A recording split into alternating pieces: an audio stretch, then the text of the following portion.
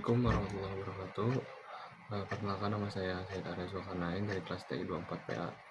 Di sini saya akan menjelaskan tentang demokrasi dalam perspektif Islam dan mengomentari praktik demokrasi saat ini. Oke, jadi kalau ngomongin demokrasi dalam perspektif Islam, intinya Islam nggak secara langsung pakai istilah demokrasi, tapi ada nilai-nilai yang mirip banget sama demokrasi modern. Contohnya, Islam ngajarin musyawarah, keadilan, persamaan.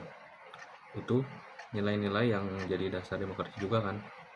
Nah, dalam Al-Quran, Allah nyuruh kita buat bermusyawarah dalam urusan-urusan penting. Contohnya dalam Quran surat Asy-Syura ayat 38. Jadi, Islam mendukung pengambilan keputusan bareng-bareng, asal tetap sesuai syariat.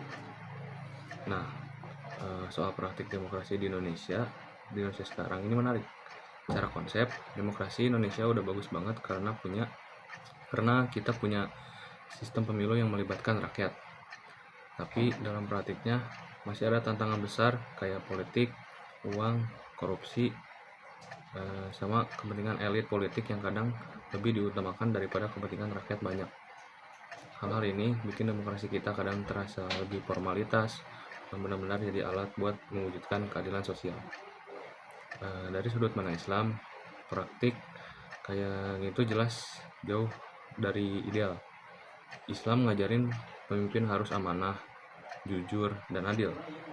Kalau ada pemimpin yang cuma mikir kekuasaan atau kepentingan pribadi, ya itu jelas gak sesuai. Jadi demokrasi itu sebenarnya nggak masalah dalam Islam selama nilai-nilainya selaras sama prinsip keadilan dan kemaslahatan umat. Tantangannya sekarang adalah gimana bikin demokrasi ini lebih berintegritas dan benar-benar buat rakyat. Nah, yang selanjutnya, demokrasi dalam perspektif Islam itu sebenarnya punya banyak titik temu dengan prinsip-prinsip Islam.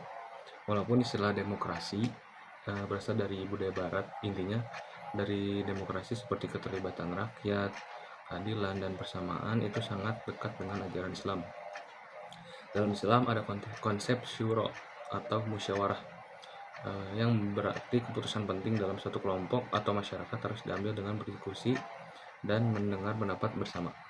Hal ini tercermin dalam Al-Quran surat Asy-Syura ayat 38 yang menyebutkan bahwa orang-orang beriman adalah mereka yang bermusyawarah dalam urusan mereka.